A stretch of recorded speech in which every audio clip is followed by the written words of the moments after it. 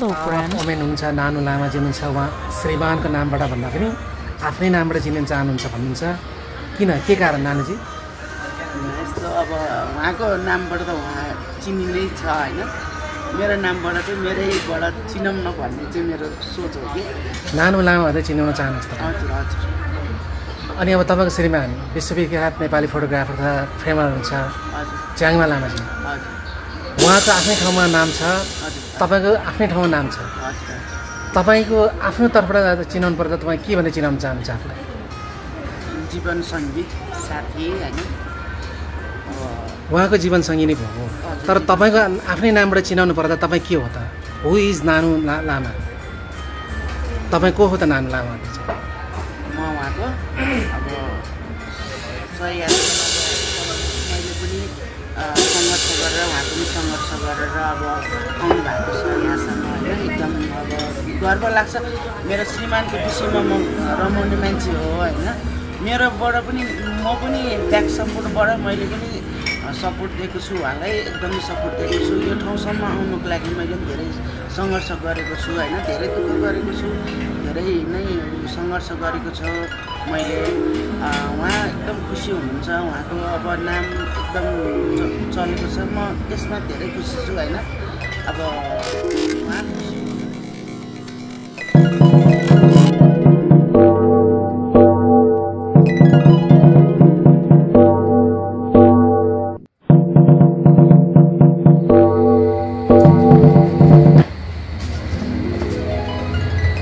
हरेक महिलाको सफलतामा पुरुषको हात हुन्छ पुरुषको सफलतामा महिलाको हात हुन्छ भन्छन् र च्याङबा लामा बनाउन नानु लामाको धेरै हात र सहयोग छ च्याङबा लामालाई यति सफल विश्वविख्यात फोटोग्राफर तथा फ्रेमर बनाउनलाई चाहिँ नानु लामाले अनेक काम गर्नुभयो होइन तपाईँले धेरै सङ्घर्ष गरेको मैले चिया पसल पनि गऱ्यो होटेल पनि गऱ्यो सबै गऱ्यो मैले मेरो नानीहरू हुर्काउनुको लागि पढाउनुको लागि मैले सङ्घर्ष धेरै गरेँ अनि उहाँले पनि गर्नुभएको छ होइन मैले मात्र भन्दिनँ उहाँले पनि गाडी चलाउनु भयो नाइट वास चलाउनु थियो अनेक गर्नुभयो होइन परिवार पाल्न तपाईँ दुईजनाको त धेरै हात छ होइन यसै बनेको होइन होइन यतिकै कहाँ भन्नु अब अहिले नानीहरू आफ्नो आफ्नो ठाउँमा पुगेको छ होइन अब हामीले धेरै सङ्घर्ष धेरै दुःख यो छोराछोरीको लागि भनेर हामीले धेरै सङ्घर्ष गऱ्यौँ कि अब छिटै बिहे भयो कति वर्षको मेरो बिहा भयो तपाईँको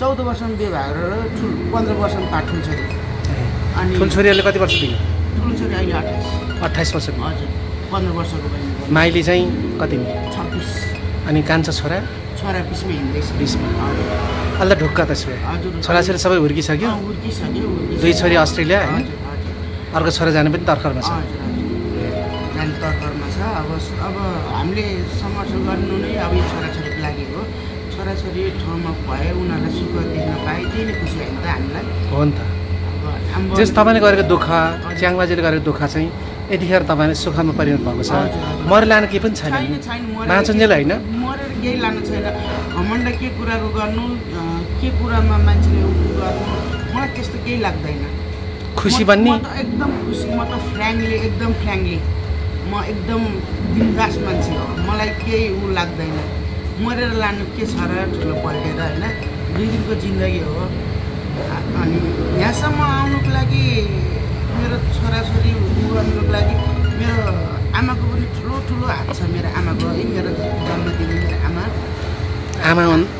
आमा त हुनुहुन्न के अरे 7 वर्ष भयो मेरो आमाले धेरै मलाई सपोर्ट दिनुभएको धेरै मेरो आमा हो एकदम मेरो खम्बा भएर उभिनु भएको मेरो आमा हो म आमाको नाम के हो आमाको नाम देवी माया लामा देवी माया तामाङ हुनुहुन्छ आमाको सपोर्टले पनि तपाईँ यहाँसम्म आइपुग्नु हो दुःखको सागर भवसागरबाट चाहिँ आमाले तराउनु भयो हजुर एकदम मेरो आमालाई एकदम सम्झिन्छु यदि मैले अर्को चुनी लिएँ भने मलाई अर्को आमा चाहिँदैन त्यही आमा भएको मलाई त्यही आमा चाहिन्छ लाठी नै होस् अब आमा भगवान भइसक्नु भएको छ होइन लाठी नै होस् चाहे अनपटै होस् होइन मलाई त्यही आमाको कोख चाहिन्छ कि म आमालाई एकदम सम्झिन्छु कि मैले यसो हेर्छु यो अहिले यो वातावरण यसो हेर्दा आमाको जस्तो माया कसैले पनि दिन सक्दैन कि कसैमा पनि मैले त्यसो भेटेन आमाको जतिको माया त कसैमा पनि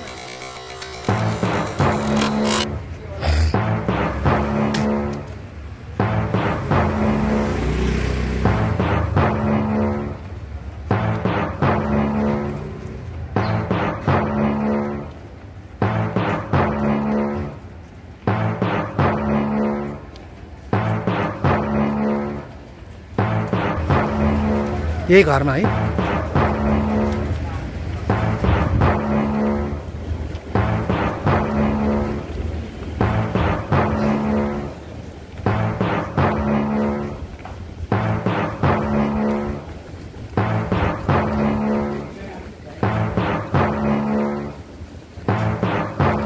अब हामी विश्वविख्यात फोटोग्राफर तथा फ्रेमर च्याङमा लामाको सिबी माउन्टेन फ्रेमिङ सेन्टर प्रालिम जाँदैछौँ जुन नानु लामा यो फ्रेमिङ सेन्टरको डाक्टर साहब हुनुहुन्छ। नमस्कार डाक्टर साहब। नमस्कार। ल तपाईँको सफलताको रहस्य चाहिँ यहाँ भेटियो। हामीले खोजेको मान्छे विश्वविख्यात नेपाली फोटोग्राफर च्याङमा लामा। अब यहाँसम्म तपाईँले धेरै दुःख गरेर अगाडि बढ्नुभएको छ होइन। अघि मलाई भनिसक्नु भएको छ च्याङमा लामालाई च्याङमा लामा बनाउन तपाईँले धेरै दुःख गर्नुभएको छ। असाध्यै माया गर्नुहुन्छ तपाईँहरू। 14 वर्षको उमेरमा तपाईँहरू बिहा भयो, 15 वर्षको उमेरमा नानी पायो है, 2 नानी र एउटा छोरा हुर्काएर यहाँसम्म पुऱ्याउनु भएको छ। असाध्यै राम्रो भएको छ। अब हाम्रो विश्वविख्यात नेपाली फोटोग्राफर तथा फ्रेमर च्याङमा लामाको बारेमा अब भन्नुहोस् न। अब उहाँको नामबाट चिनिन चाहनुहुन्छ कि तपाईँको आफ्नो नामबाट चिनिन चाहनुहुन्छ? ल भन्नुहोस्। उहाँ पनि एकदम स्ट्रगल गरेर आउनु भएको होइन। उहाँलाई सपोर्ट मैले पनि दिएको हो।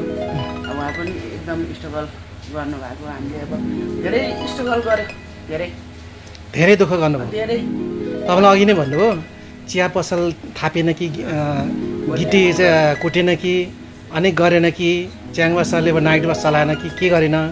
फोटोग्राफी हुँदै यतिखेर सिबी माउन्टेन एन्ड फ्रेमिङ मार्फत चाहिँ सयौँलाई प्रत्यक्ष अप्रत्यक्ष रोजगार दिनुभएको छ।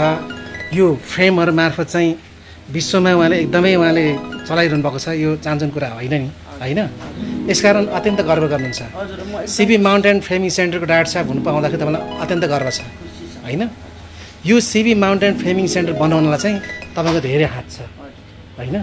त्यो तपाईँको आँखाबाट आएको आँसुबाट पनि थाहा पाइरहेको छ। तपाईँले कति धेरै मेहनत गर्नुभएको छ, कति धेरै दुःख गर्नुभएको छ होइन। र त्यस्तै अगाडि बढोस् भने म चाहन्छु तपाईँ अझ अगाडि बढ्नुहोस्। च्याङमा सर अझ अगाडि बढ्नुहोस्। च्याङमा सर अब तपाईँ मलाई यता भन्नुहोस्। तपाईँको बारे यति धेरै उहाँले बयान गर्नुभयो कि उहाँको तपाईँको सफलतामा उहाँले केमा त दुःख गरेन? गिटी कुट्नु भएन कि चिया पसल छाप्नु भएन कि? त्यसले गर्दाखेरि तपाईँ नानु लामाको श्रीमान भनेर कति गौरव गर्न चाहनुहुन्छ?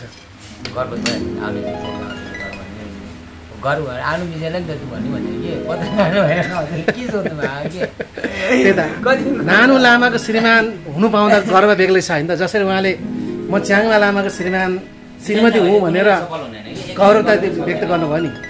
त्यस कारणले दुवैजनाको सफलता सिबी माउन्टेन फ्रेमिङ सेन्टर भनेको च्याङमा लामा र नानु लामाको एउटा मेहनतको ठुलो मेहनतको खुन रगत पसिनाको प्रतिफल हो यो होइन त।